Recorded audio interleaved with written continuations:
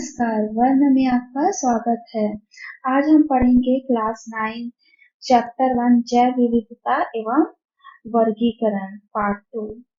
पिछले क्लास में हमने पढ़ा जैव विविधता। जैव विविधता क्या है?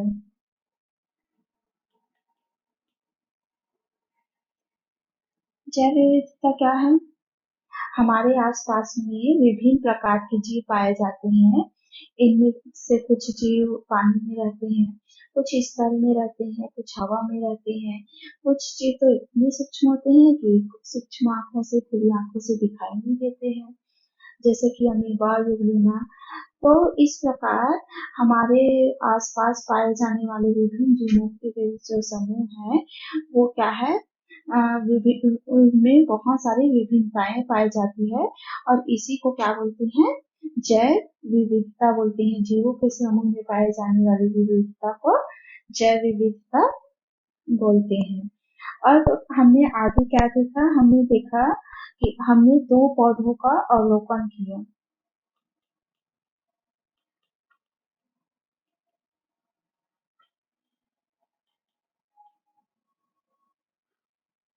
हमने 2 पौधों का अवलोकन किया और हमें पता चला कि 2 एक समान दिखने वाले पौधों में विभिन्न प्रकार की समानताएं भी होती है और विभिन्नताएं भी होती है। मतलब किसी भी एक समान दिखने वाले 2 पौधों में विभिन्न प्रकार की समानताएं भी पाई जाती है।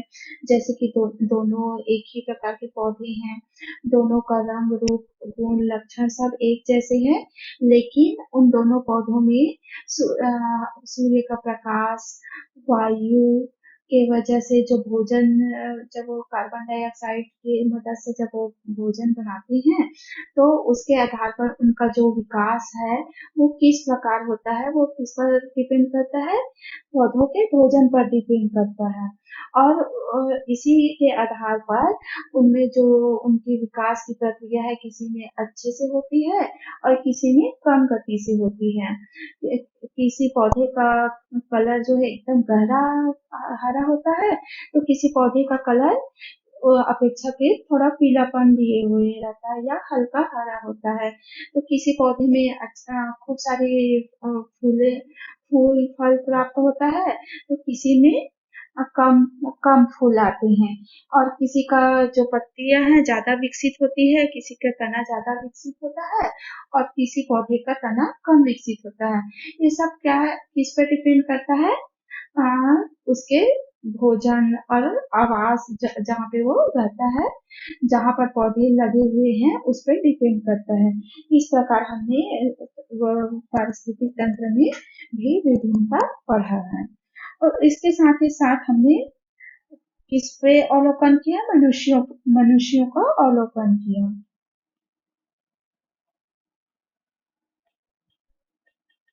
मनुष्य के अवलोकन से भी हमें पता चला कि सभी मनुष्य तो एक ही जाति के हैं, लेकिन उनमें भी बहुत सारी समानताएं और विभिन्नताएं पाई जाती है। जैसे कि सभी मनुष्य दिखने में तो एक समान होते हैं, सभी का जो शारीरिक बनावट है एक समान रहता है, लेकिन उनमें जो छोटे छोटे जो लक्षण है वो क्या है, अलग अलग होते हैं।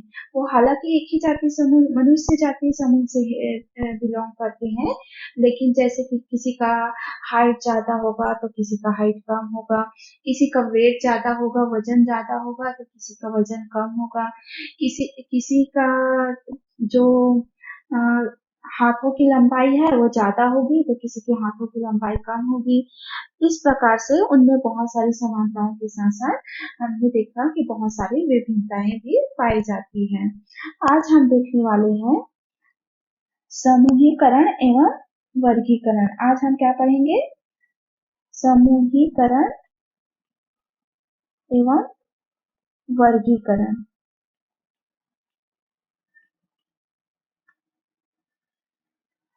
अच्छा ये बताइए समूहीकरण क्या है? समूहीकरण से आप क्या समझते हैं? जैसा कि नाम से ही स्पष्ट है, यहाँ पे किसी विशेष समूह की बात कर रहे हैं। हम ये आगे जानते हैं कि समूहीकरण वास्तव में क्या है। तो हम कह सकते हैं पदार्थों को उनके गुणों की समानता के आधार पर समूहों में बांटना क्या होता है, समूहीकरण कहलाता है। किसी भी पदार्थ को किसके आधार पर, उसके गुणों के आधार पर, उसके गुणों की समानता के आधार पर जब समूह में बांटा जाता है तो वो क्या कहलाता है, समूहीकरण कहलाता है। अतः हम कह सकते हैं कि समान लक्षणों के आधार पर उन्हें अलग अलग समूहों में वर्गीकृत करना या बांटना उसका समूहीकरण कहलाता है।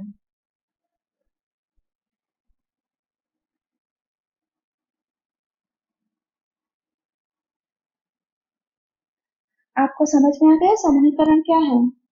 किसी भी पदार्थों को पदा, या वस्तुओं को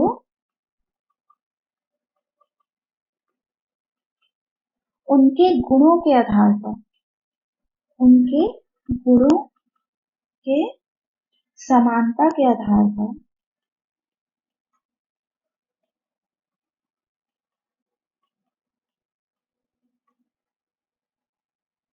समूहों में बांटना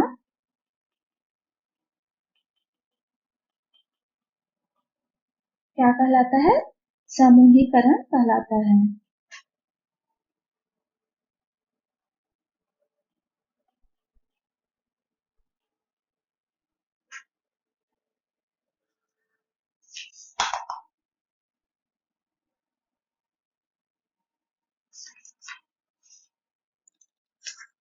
जैसे कि हम एक काम करते हैं, हम कुछ वस्तुएं ले लेते हैं, जैसे कि प्लास्टिक का स्केल, पुस्तक, पेन, परख नली, लकड़ी का टुकड़ा, लेंस, समतल दर्पण, कांच का टुकड़ा, प्लास्टिक का टुकड़ा, रबड़ की गेंद, बल्ला, रस्सी, सुई, लकड़ी का स्केल, पेंसिल।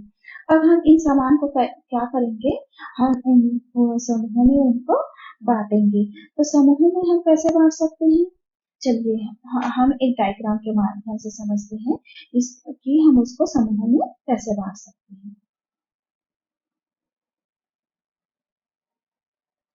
अब यहाँ पे क्या करते हैं, समूह का नाम लिखते हैं, समूह का नाम। अब हम क्या करते हैं, सबसे पहला जो जिस समूह में हम बांटने वाले हैं वो है लकड़ी का समूह। इसमें क्या आ जाएगी, लकड़ी की वस्तु में आ जाएगी। तो अच्छा सोच के बताइए लकड़ी की वस्तु में क्या आएगा, जैसे कि लकड़ी का टुकड़ा,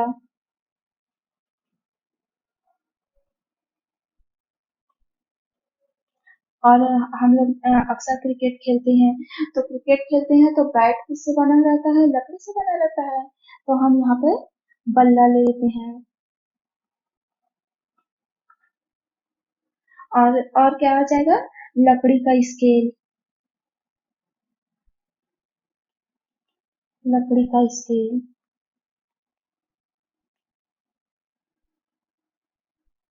और क्या आएगा, हम पेंसिल से लिखते हैं ना, तो वो किससे बना हुआ है, वो भी लकड़ी से बना हुआ है, तो यहाँ पर पेंसिल।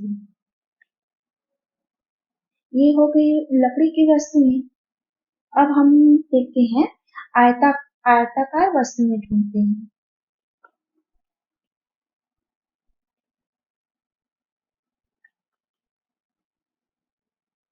आयताकार वस्तुएं, आयताकार वस्तु में क्या आ जाएगा, जैसे कि पुस्तक, पुस्तक आयताकार होती है ना, पुस्तक। और क्या आएगा, लकड़ी का गुटका, या फिर समतल कांच आ जाएगा,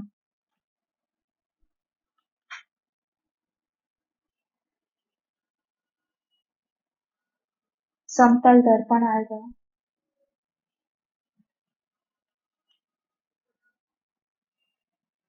समतल दर्पण। और एक आयताकार क्या है, प्लास्टिक का टुकड़ा आ जाएगा।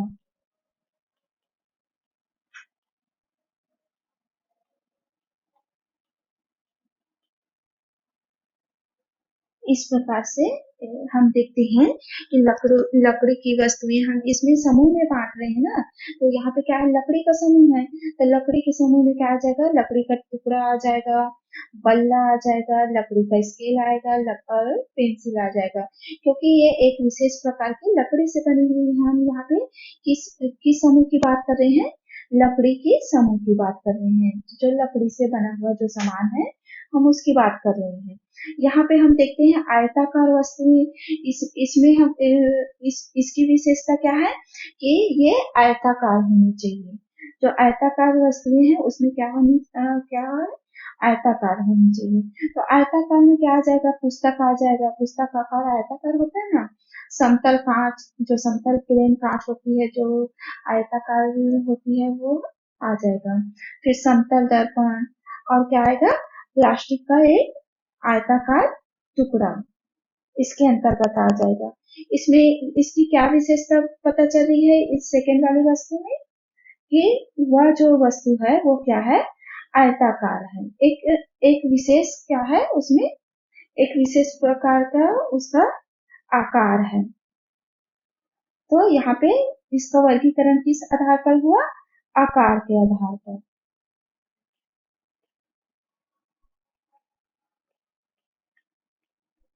जो आयताकार वस्तुएं हैं उसका जो वर्गीकरण हम किसके आधार पर किए हैं, आकार के आधार पर।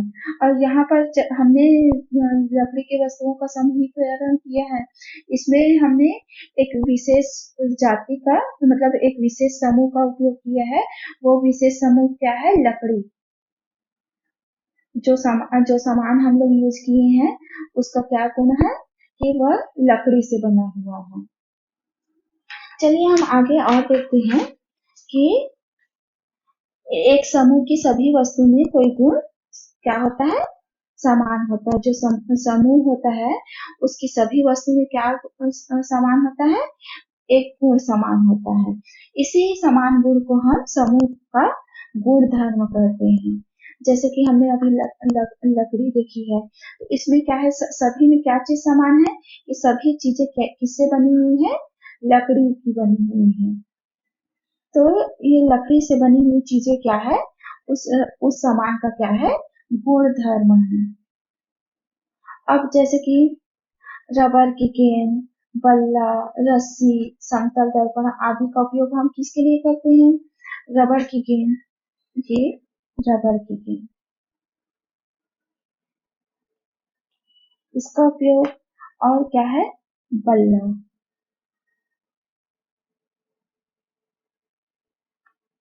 ये क्या है, बल्ला, बैट, और क्या है, रस्सी, ये है रस्सी। तो इसका यूज हम किसके लिए करते हैं, रस्सी का यूज है, गेंद का यूज है, बल्ला का यूज है। इसका उपयोग हम क्यों करते हैं, इसका उपयोग हम खेलने के लिए करते हैं ना। बैट बॉल का यूज हम किसके लिए करते हैं, खेलने के लिए करते हैं। तो यह कौन सी सामग्री के अंतर्गत आ जाएगी, खेल खेल सामग्री। यहाँ पर इसकी उपयोगिता के आधार पर इसका वर्गीकरण किया गया है। यहाँ पे इसका गेंद का, बल्ले का और रस्सी का यूज किस चीज के लिए किया जा रहा है, खेलने के लिए किया जाता है। तो इस यहाँ पर उसका जो गुण है, उसकी जो उपयोगिता है वो किसके आधार पर ली जा रही है, उसके खेलने के गुण के आधार पर हम इसका वर्गीकरण कर रहे हैं। अतः खेलने में उपयोग गुणधर्म के आधार पर हम इन्हें समूह में रख सकते हैं। जो गेंद, बल्ला, रस्सी है, हॉकी स्टिक भी आ जाएगा इसमें, इस आकार में रहता है ना। सॉरी मेरा ड्राइंग उतना अच्छा नहीं है, बट जो हॉकी स्टिक है ये सब किसके अंतर्गत आ जाएगा, खेल सामान के अंतर्गत आ जाएगा।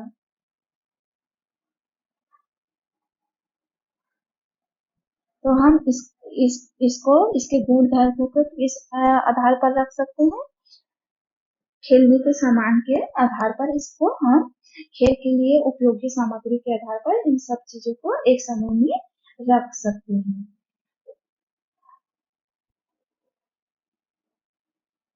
और हम आगे देखते हैं कि हम कई वस्तुओं को उसके आकार के आधार पर, वस्तु किस चीज से बनी है व उसका उपयोग कैसे हो सकता है, इस आधार पर हम क्या करेंगे, वस्तुओं के गुणों को पहचानेंगे और फिर क्या करेंगे, उस वस्तुओं की गुणों में एक समानता के आधार पर हम उसका क्या करेंगे, समूहीकरण करेंगे या एक समूह बनाएंगे।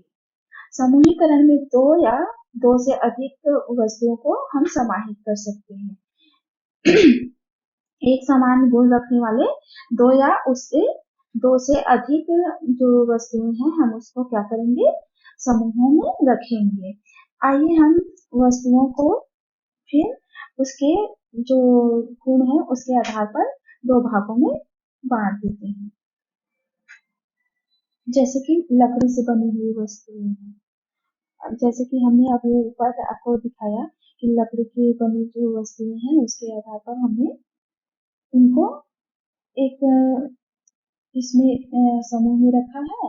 ये लकड़ियों से बने हुए वस्तुओं का समूह है और ये क्या है, उसकी जो लकड़ी जो शेप है, उसका आकार है, उसके आधार पर हमने इसका जो है समूहीकरण किया है।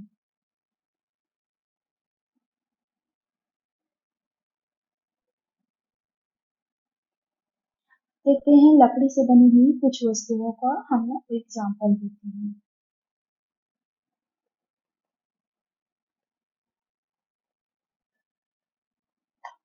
लकड़ी से बनी हुई वस्तु, इसके अंतर्गत क्या आ जाएगा, लकड़ी का गुटका,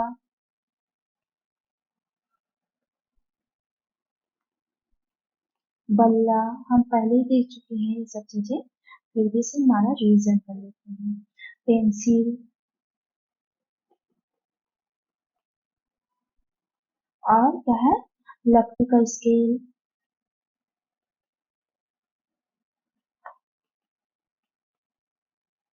और पुस्तक। अब जो वस्तुएं लकड़ी से नहीं बनी है उसको लेते हैं।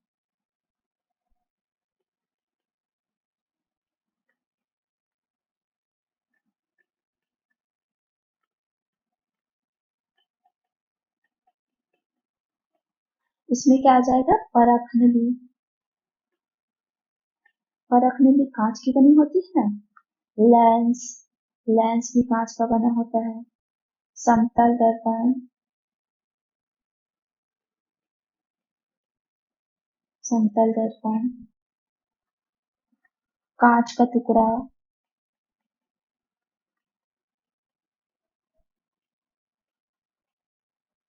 और क्या है, सुई, रबर की गेंद,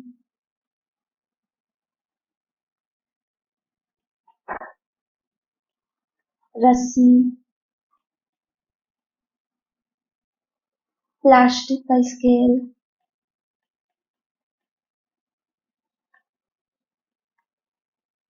पेन इत्यादि।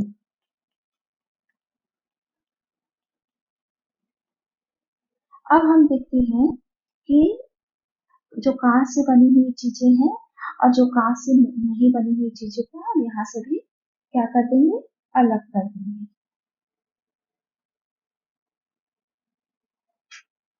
तो कांच से बनी हुई चीजें क्या है,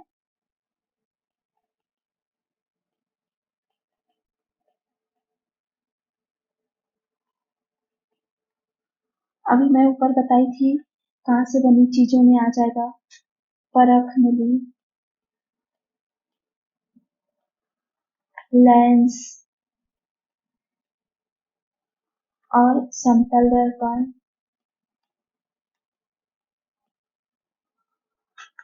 कांच का टुकड़ा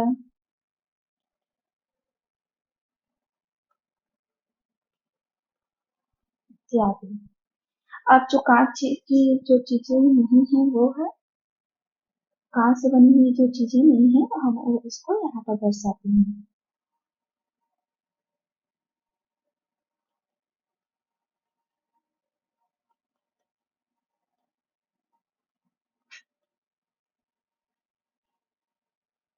इसमें आ जाएगा सुई, पेन, प्लास्टिक का स्केल,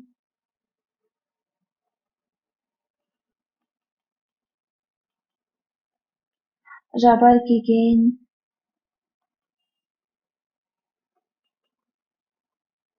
रस्सी इत्यादि। तो यहाँ पे हम क्या करेंगे, अ, जो कांच की चीजें हैं, जो लकड़ी की चीजें हैं, उन सबको क्या है, एक समूह में बांट दिए हैं। तो यहाँ पे क्या है, उनकी विशेषता क्या है, यहाँ पे की लकड़ी से बनी हुई है और ये सब चीजें कांच की बनी हुई है। अब इस दूसरे तरीके में हम क्या करते हैं कि हम इन समूहों के समूह हमने अभी यहाँ पर क्या किया है, समूहीकरण किया है। अब समूहीकरण को हम क्या करेंगे, उनके गुणों के आधार पर, उनके गुणों के आधार पर, उनमें क्या क्या गुण है उसके आधार पर हम उसका क्या करेंगे, वर्गीकरण कर देंगे।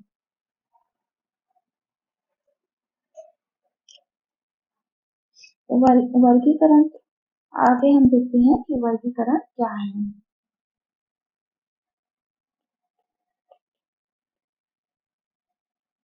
ऊपर हमने क्या पढ़ा, समूहीकरण। अब हम क्या पढ़ेंगे, वर्गीकरण। तो हम इस वर्गीकरण के अंतर्गत देखते हैं, प्रत्येक स्तर पर ऐसे समूह जिनका आधार गुण विशेष की उपस्थिति व अनुपस्थिति है, इस प्रकार से किए गए समूहीकरण को क्या कहते हैं, वर्गीकरण कहते हैं। अर्थात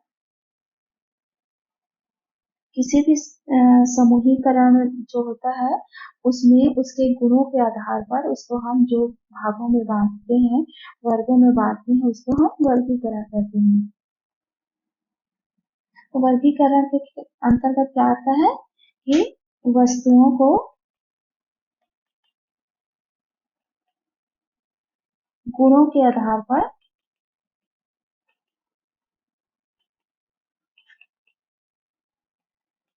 जैसे कि किसी वस्तु में अधिक समानताएं हैं और उनके गुणों में अधिक समानताएं हैं, तो हम उसको क्या करेंगे, एक वर्ग में रखेंगे, क्योंकि उसके गुणों और क्या है, वस्तुओं में अधिक समानताएं हैं। तो वस्तुओं को गुणों के आधार पर अधिक समान अधिक समानताओं के आधार पर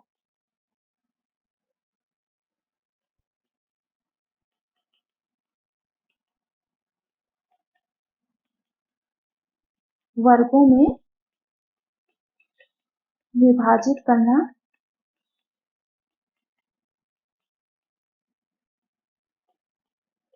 क्या कहलाता है, वर्गीकरण कहलाता है।